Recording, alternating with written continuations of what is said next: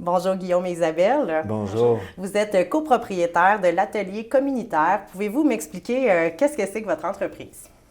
C'est une entreprise qui offre une solution concrète à l'habitat abordable, à l'accès à un habitat abordable. OK.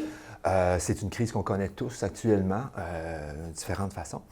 Donc, le principe est simple, c'est d'accompagner les autoconstructeurs dans un atelier OK. pour qu'ils puissent, il y a deux volets en fait. Il y a de fabriquer son habitat en atelier et être accompagné tout au long de son projet d'habitation.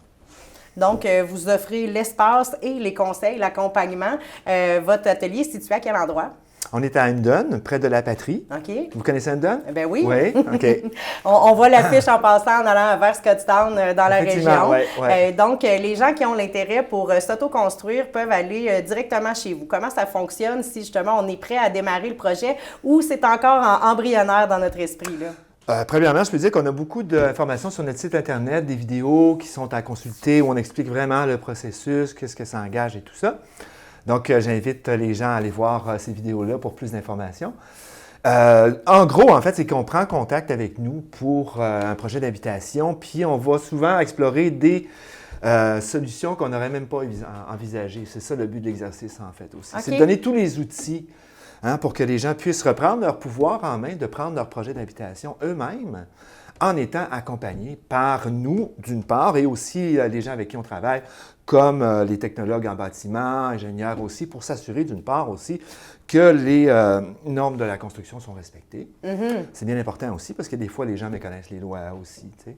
Et puis, il y a toutes sortes de mythes par rapport à la construction, à l'autoconstruction aussi. On entend toutes sortes d'histoires. Fait que c'est un peu de démystifier tout ça aussi, puis d'enlever, peut-être, je dirais, tout ce qui n'est pas vraiment important pour se consacrer à l'essentiel. C'est quoi? C'est d'avoir un toit sur la tête le moins cher possible. Et puis on peut peut-être parler de chiffres tout à l'heure, Oui. voir qu'est-ce que ça regarde. Voilà, en gros, c'est le but de la démarche, c'est ça.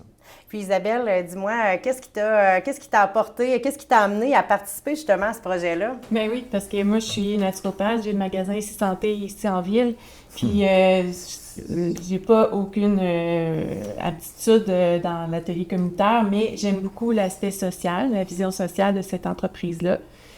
Puis ça a un impact positif sur la communauté aussi. Donc, c'est un beau projet qui allie plusieurs bénéfices pour les gens. On parlait justement de coûts qui sont peut-être... les gens peuvent penser que ça peut être très, très cher, l'autoconstruction. En fait, ça peut le devenir.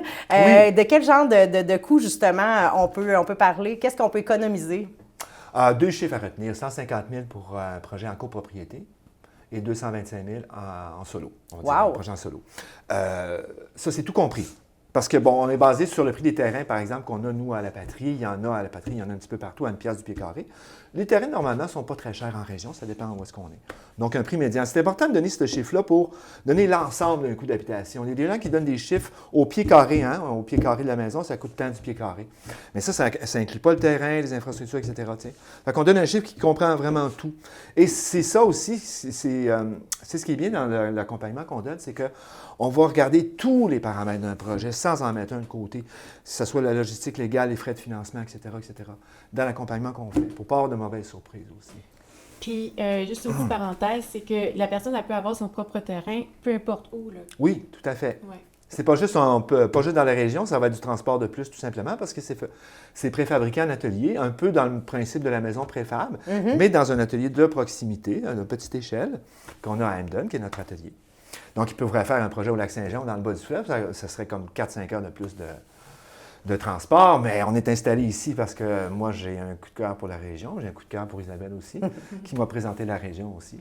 Puis aujourd'hui, avec toutes les solutions technologiques, l'accompagnement peut se faire de plein de façons, j'imagine. Absolument. Oui, c'est bon de parler de ce point-là parce que les technologies nous donnent, par la modélisation 3D notamment, on va modéliser toutes les composantes d'un projet jusqu'aux ameublements intérieurs, toutes les pièces, etc.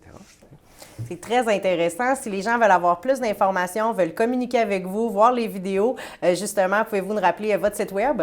C'est habitasevolutif.com, donc au pluriel, sans accent.